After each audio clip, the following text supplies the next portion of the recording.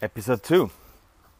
Well, I guess the first one was just a little intro and basically my thoughts about why I'm doing this podcast. And I'm gonna start episode 2. And by the way, it's not even a podcast. Like, I'm here on my own, sitting in my garden. Well, my dog Bacon is right next to me. So I'm actually looking for someone who's interested in either kind of being the guy who asks the questions, or who's just interested to have a conversation, whether you're a gym owner, coach. I would love to have as many people as possible on here to share some knowledge, to basically just tell us some stories about like what's going on in daily life in gym business, and maybe create a vision about what a future gym should look like. Alright, so if there's anybody interested, because it's kind of boring to sit alone and just talk to the phone or talk to the microphone, so I would love to have somebody regularly or just once hopping in. And by the way, this is I'm using Anchor FM. I was not forced to say this, but this is probably the easiest podcast software I've ever seen. I can use it, so that means a lot, and I'm the opposite of being a techie, so I can only highly recommend it. I saw that a friend actually used it for his new company. It's Possible Solutions, and took me about 10 minutes, 15 minutes to set everything up, so I kind of like it. All right, back to business. So the actual business is, and I'm in a very happy position, a very lucky position to actually already work with gym owners, and there's always kind of the same questions coming up. Yeah, so there's a little break because my wife called me. Obviously I forgot to do some stuff, so now you know I'm married. I got 2 kids. I run a gym in Vienna. It's called Greg's Gym, and I'm in a lucky position to already work with gym owners to kind of talk about stuff that's actually going on. So I think the first step for every gym owner out there should be have a clear vision. What's a vision? A vision without action is hallucination. That's actually a very good description of. You can have the best ideas about culture and philosophy of your gym and training, etc. But what it all comes down to is, what are you actually doing on a daily basis? And for me, that kind of reflects back to step number 1, you being a gym owner. So the gym itself has to reflect who you are as a person, with your interest, whether it's more going towards whatever, gymnastics or weightlifting or powerlifting or strongman, bodybuilding, CrossFit, Zumba, whatever it is. So every single piece, every single part of the gym should actually reflect your personality. Why do I think this is so important? I think, and I did the mistake quite often, is we're always shooting for like the number 1 in the market, whether it's media strategy or programming or equipment that they use. So it's always a battle about stuff that you're actually not supposed to do. Why is that my opinion? So I see each and every single gym. I'm talking about a boutique gym style. So I'm saying like 150, 200, maybe 300 members, you name it, but not chains. So the biggest strength of us, small startup / small business owners / small gym owners, is we can do whatever we want. We can position our gym in the smallest niche ever. I think the biggest challenge is to actually communicate what we're up to.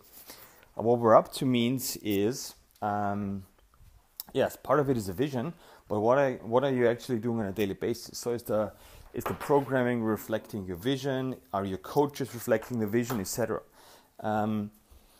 The biggest strength for me is, besides being self-employed, is we can create a story around it. So a story around the person. By story, I don't mean like a script or something that's rehearsed. By story, I mean we have the chance to actually set up a unique style of gyms, and whatever it is, whatever kind of reflects your interests. But what I was tempted to do is take puzzle pieces from different gyms, take puzzle pieces of what I wanted to do, take puzzle pieces of what the members wanted to do, and actually have a big picture then in front of me that I actually don't like. Don't get me wrong, I always liked being in my own gym, but it was not that fantastic, that aha moment of, yes, this is exactly what I want to do.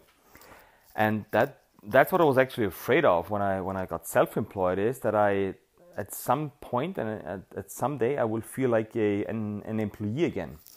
I've been working in a corporate business probably about 10 or 12 years before I came into the fitness industry. And my biggest problem was always the 9 to 5, the meetings that never had any outcomes, literally the wasted time.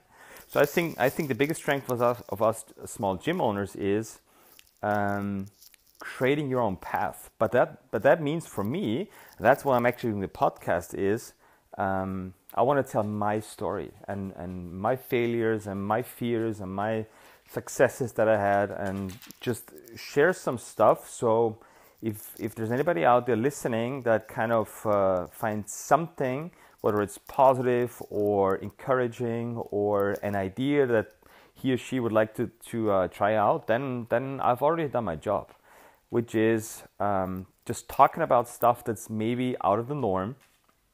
By the way, which is very fascinating for me, because it seems like there's certain industries where people are always going towards the majority. And one of the phrases or the proverbs that I love to use is from Mark Twain, who said, "Whenever you find yourself on the side of the majority, it's time to pause and reflect." So that doesn't mean the majority is right or wrong. It just means at some point, at a certain time, you have to step back and just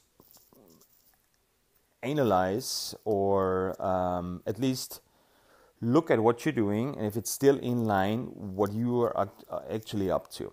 Because I don't want to get that feeling that an industry is actually pushing me into a weird employee status, although I'm taking all the risks financially, emotionally, time-wise, etc., of being self-employed.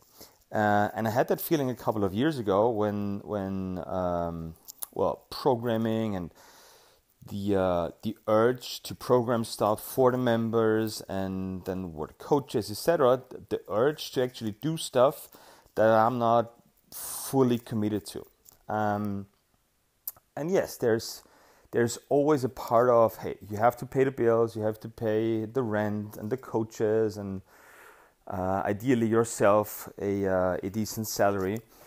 But I think first and foremost, it's about making yourself happy as a gym owner. Like you gym owners out there, you guys out there, you have to be the top-notch, happiest person in your gym.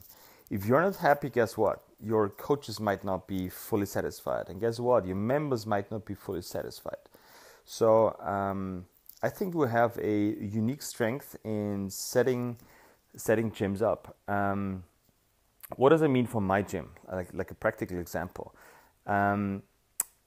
For me, it's not so much about the equipment we use or the programming. Yes, we have a certain way of coaching stuff, and we want to educate people. We want to teach them some stuff.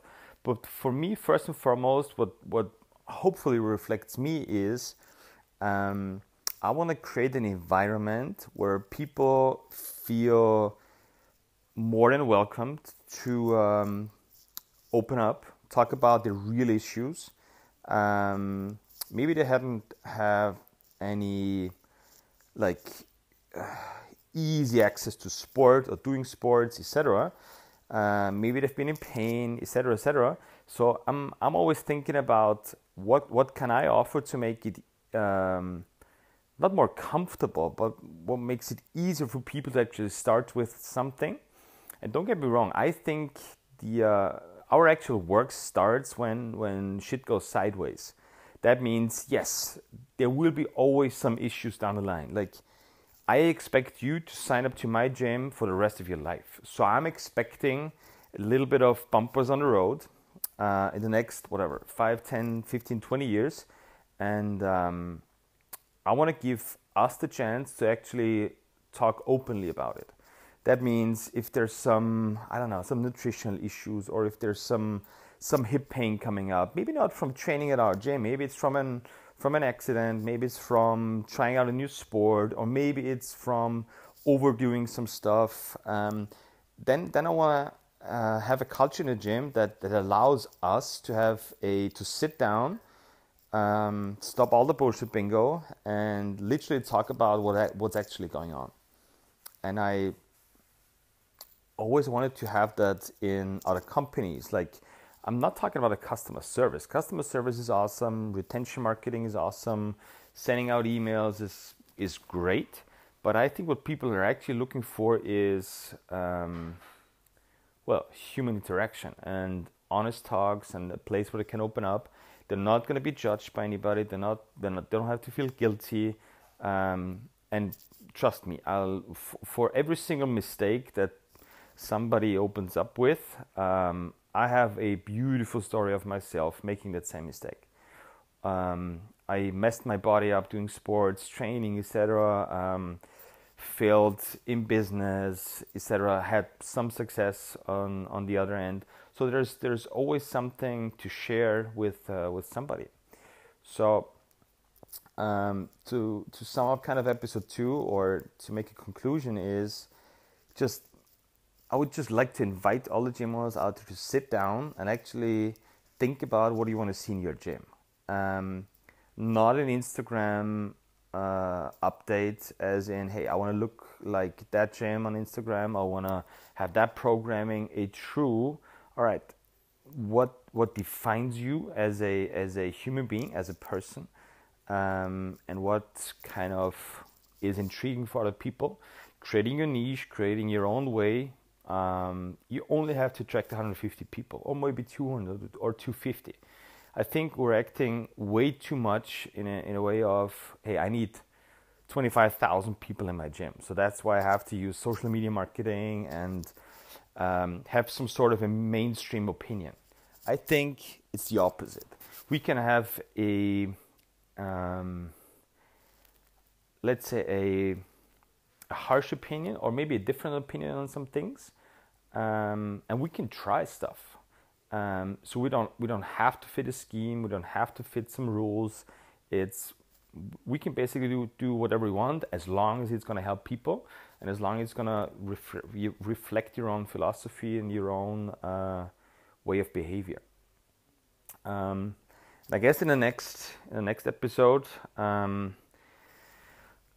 want to talk about some common topics, like what the actual product is in your gym. Because for me, it seems like the product is the gym itself, the brand of the gym, or the brand of the training, or the brand of something. But for me, what the actual product of the gym is coaching. So I wanna dive in on the next episode about what coaching is for me, and how we can separate us from big chains or the market leaders in the mainstream fitness industry. All right, guys, so far so good. If you made it this far, awesome. If you want to follow me on Instagram at Greg or Grex, or at Greg's Gym. If you want to send me your thoughts, or hop on the show. I'm just talking in the phone, but if you want to participate or have an opinion or give me critics or feedback, feel free to do so. You can email me at greg@gregsgym.com. Or if you're somewhere in Austria, somewhere in Vienna, somewhere in Europe, just pass by the gym and we'll drink an awesome coffee. All right, guys, see you soon.